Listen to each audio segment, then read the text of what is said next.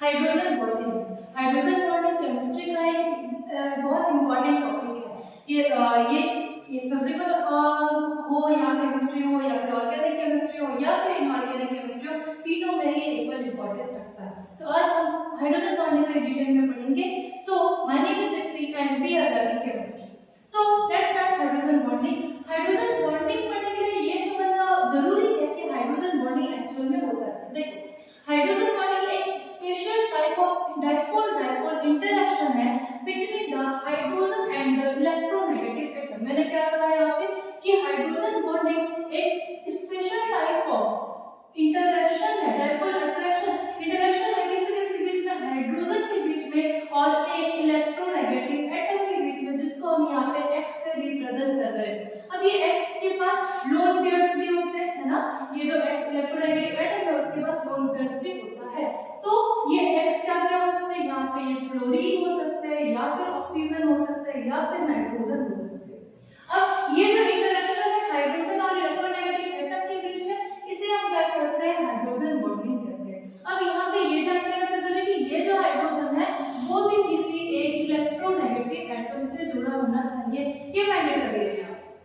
Okay, तो इस तरह के इंटरेक्शन को क्या कहते हैं, हम हाइड्रोजन बॉन्डिंग कहते हैं। किसका इंटरेक्शन है ये, हाइड्रोजन का और most electronegative atom which contains lone pair, इसे हम कहते हैं यहाँ पे हाइड्रोजन बॉन्डिंग।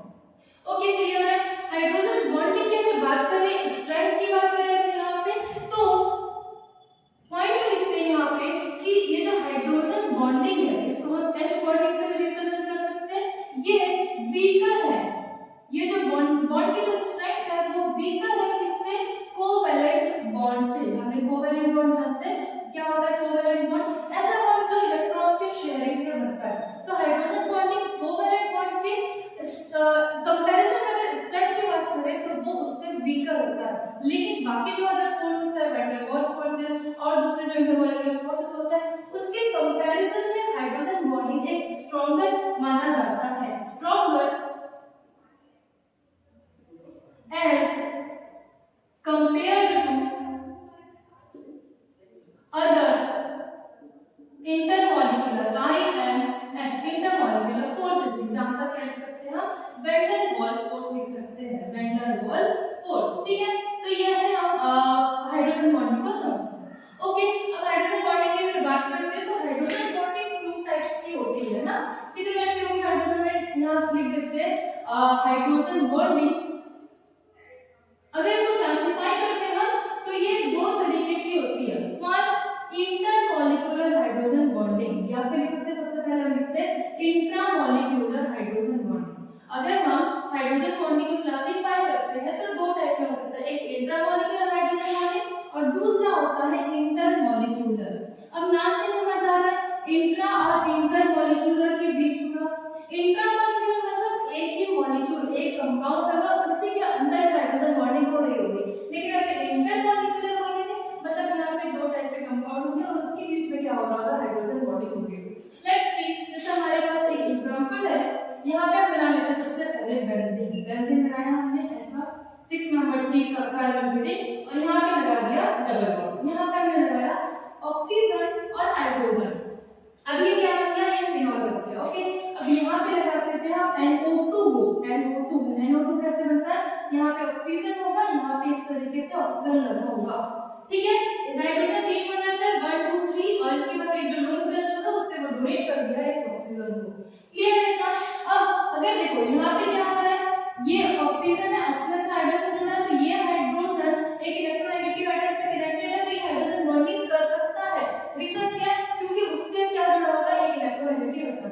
सेकंड चीज, वो किससे इंटरेक्शन करता है, एक इलेक्ट्रोनेगेटिव एटम से जिसके पास लोन पेयर्स होते हैं। तो जैसे ये इलेक्ट्रोनेगेटिव एटम है, इसके पास लोन पेयर्स भी अवेलेबल है, तो ये जो इंटरेक्शन होता है इसे कहते हैं हम हाइड्रोजन बॉन्डिंग। और ये हाइड्रोजन बॉन्डिंग हो कैसे ना, इंट्रामॉलिक्यूलर हो रहा है। क्यों, क्योंकि एक ही मॉलिक्यूल के बीच में हाइड्रोजन और ऑक्सीजन के बीच में एक हाइड्रोजन बॉन्ड का फॉर्मेशन हो रहा है, इसीलिए ये क्या कहलाएगा, इंट्रामॉलिक्यूलर हाइड्रोजन बॉन्ड। इतना क्लियर है। अब देखो यहाँ पे ये मॉलिक्यूल है और यहाँ पे ऑक्सीजन OH ग्रुप लगा है, हाइड्रोजन ग्रुप, और इसके ऑर्थो पोजीशन पे नाइट्रो ग्रुप लगा था। अगर ऑर्थो ग्रुप पे नाइट्रो ग्रुप लगा हुआ है, ऑर्थो पोजीशन पे नाइट्रो ग्रुप लगा है, तो यहाँ पे इंट्रामॉलिक्यूलर हाइड्रोजन बॉन्डिंग फॉर्मेशन हो सकता है। लेट्स सी इंटरमॉलिक्यूलर कैसा होगा। इंटरमॉलिक्यूलर के लिए देखो कंपाउंड तो वही लेना है हमें, इधर में OH होगा, लेकिन इसमें पैरा पोजीशन पे हम क्या लगा देंगे, NO2 ग्रुप। इसमें यहाँ पे ऑर्थो पोजीशन पे NO2 लगाया था, इसमें किसमें लगाना है हमें, पैरा पोजीशन पे लगाना है। ओके, अब ऐसा ही और एक ग्रुप भी होगा हमारे पास, अगर इंटरमॉलिक्यूलर बनाना है हमें तो दो ग्रुप की तो नीड होगी, है ना, दो कंपाउंड की नीड होगी। तो हमने क्या किया, यहाँ पर भी क्या किया, इस तरीके से सेम बना दिया, यहाँ पर ऑक्सीजन, यहाँ पर हाइड्रोजन और यहाँ पे लगा दिया NO2 ग्रुप। अब क्या होगा, देखो यहाँ पे ये जो हाइड्रोजन था, इस वाले ऑक्सीजन से तो हाइड्रोजन बॉन्डिंग कर नहीं सकता, तो यहाँ पे इंटरमॉलिक्यूलर दो अलग-अलग मॉलिक्यूल कंपाउंड के बीच में यहाँ पे हाइड्रोजन बॉन्डिंग होता है। और कैसे होता है, ये जो हाइड्रोजन है इसका इंटरेक्शन होगा अदर मॉलिक्यूल के ऑक्सीजन के साथ और यहाँ पे ये बन जाता है हाइड्रोजन। क्या करेंगे सबको, तो यहाँ पे जो क्लासिफिकेशन हुआ हाइड्रोजन बॉन्डिंग का, वो दो टाइप का होता है, इंट्रामॉलिक्यूलर और इंटरमॉलिक्यूलर। इंट्रामॉलिक्यूलर में हाइड्रोजन बॉन्डिंग एक कंपाउंड के अंदर में होगा, लेकिन इंटरमॉलिक्यूलर में दो डिफरेंट कंपाउंड्स के बीच में होता है। क्लियर है। अब अगर इसकी कुछ प्रॉपर्टीज होती है उसकी बात करें तो कैसे हम यहाँ पे कंसीडर करेंगे, मेंशन करेंगे, सही है। देखिए जैसे कि अगर बॉइलिंग पॉइंट की बात करें तो हमारे पास दो कंपाउंड्स होंगे, जिसमें एक में हाइड्रोजन बॉन्डिंग हो रही होगी और एक में हाइड्रोजन बॉन्डिंग नहीं हो रही होगी, है ना, दो टाइप के हो सकते हैं। तो एक कंपाउंड है जिसमें हाइड्रोजन बॉन्डिंग हो रही होगी और दूसरे में नहीं हो रही होगी, तो किसका बॉइलिंग पॉइंट ज्यादा होगा। तो हमें ये देखना है कि जिसमें हाइड्रोजन बॉन्डिंग हो रही होगी वो कंपाउंड्स आपस में बहुत इंटरमॉलिक्यूलर फोर्स के थ्रू एक दूसरे से कनेक्टेड होंगे, लेकिन जिसमें हाइड्रोजन बॉन्डिंग नहीं है वो तो एक दूसरे से कनेक्टेड नहीं होंगे। तो जिसमें हाइड्रोजन बॉन्डिंग हो रही है उससे टेंपरेचर अगर आप प्रोवाइड करते हैं तो वो बहुत इजीली ब्रेक होके वेपर में कन्वर्ट नहीं हो पाते, इसलिए उसमें उसका जो बॉइलिंग पॉइंट होता है वो बहुत ज्यादा हाई होता है एज कंपेयर टू जिसमें हाइड्रोजन बॉन्डिंग नहीं हो रही है। ठीक है, अब हमने ये दो टाइप का पढ़ा है। अगर यहाँ पे इंटरमॉलिक्यूलर हाइड्रोजन बॉन्डिंग और इंट्रामॉलिक्यूलर, तो यहाँ पे ये बताइए कि अगर यहाँ पे बॉइलिंग पॉइंट पूछा जाए तो किसमें ज्यादा होगा, इंटरमॉलिक्यूलर वाले में हाइड्रोजन बॉन्डिंग ज्यादा होगा या फिर इंट्रामॉलिक्यूलर में। देखो हमने क्या किया, एक बीकर लिया, उसमें इसे हीट किया और उसमें इसे हीट किया। अब यहाँ पे इसे हीट करने के बाद यहाँ पे इसके बहुत सारे मॉलिक्यूल्स होंगे, बहुत सारे कंपाउंड्स होंगे और हम हीट कर रहे हैं, तो क्या ये एक दूसरे कंपाउंड से क्या कनेक्टेड है, क्या दूसरे कंपाउंड से क्या किसी टाइप का बॉन्ड बनाया क्या, नहीं। तो ये क्या कर सकते हैं, इजीली पेपर में कन्वर्ट होगा क्योंकि इसके जो डिफरेंट कंपाउंड्स है वो आपस में कनेक्टेड नहीं है। लेकिन क्योंकि यहाँ पे इंटरमॉलिक्यूलर हाइड्रोजन बॉन्ड में डिफरेंट मॉलिक्यूल डिफरेंट कंपाउंड्स आपस में कनेक्टेड होंगे, इसलिए इंटरमॉलिक्यूलर हाइड्रोजन बॉन्डिंग का बॉइलिंग पॉइंट क्या होता है, ज्यादा होता है। ऐसे हम लिख सकते हैं इंटरमॉलिक्यूलर कंपाउंड, या फिर हम लिख सकते हैं ऐसा compounds containing intermolecular hydrogen bonding has high boiling point as compared to intramolecular hydrogen bonding. Clear है इतना, ठीक है।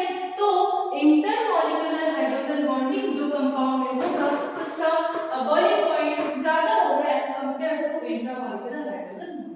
अब हमने ये भी देखा था कि किसी भी अगर जिसमें हाइड्रोजन बॉन्डिंग अवेलेबल होता है, जिसमें हाइड्रोजन बॉन्डिंग अवेलेबल होगा उसका बॉइलिंग पॉइंट क्या हो जाता है, इंक्रीज हो जाता है, क्योंकि जो आपस में कंपाउंड होंगे वो बहुत स्ट्रांगली फोर्स से क्या होंगे, एक दूसरे से कनेक्टेड होंगे, तो इजीली वो वेपर में कन्वर्ट नहीं होगा। वैसे हाइड्रोजन बॉन्डिंग से बॉइलिंग पॉइंट भी इंक्रीज हो सकता है, चाहे अगर हम बात करें मेल्टिंग पॉइंट की तो मेल्टिंग पॉइंट भी इंक्रीज होता है जिसमें हाइड्रोजन बॉन्डिंग डिग्री हो सकती है, या फिर अगर हम विस्कोसिटी की बात करें तो विस्कोसिटी भी जो होगी वो भी क्या हो जाती है, इंक्रीज हो जाती है जब किसी कंपाउंड्स में किसी मॉलिक्यूल्स में हाइड्रोजन बॉन्डिंग देखने को मिलती है। क्लियर? ओके, तो तो अब एग्जांपल देख लेते हैं हाइड्रोजन बॉन्डिंग का कैसे ये अफेक्ट होता है हाइड्रोजन बॉन्डिंग की वजह से। सो अगर हम यहाँ पे बात करें ग्रुप नंबर 14 की, तो ग्रुप नंबर 14 क्या आता है? ग्रुप नंबर 14 में कार्बन आता है। कार्बन के बाद क्या आएगा यहाँ पे? सिलिकॉन आएगा, जर्मेनियम आएगा और क्या आएगा? पीबी आएगा। यहाँ पे हम लगा देते हैं हाइड्रोजन, तो यहाँ पे क्या बन गया? CH4 बन गया, SiH4, GeH4 और PbH4 बना दिया। लेकिन यहाँ पे देखो, क्योंकि हाइड्रोजन किसी एक इलेक्ट्रोनेगेटिव एटम से कनेक्टेड नहीं है, इसलिए यहाँ पे हाइड्रोजन बॉन्डिंग फॉर्म नहीं होगा।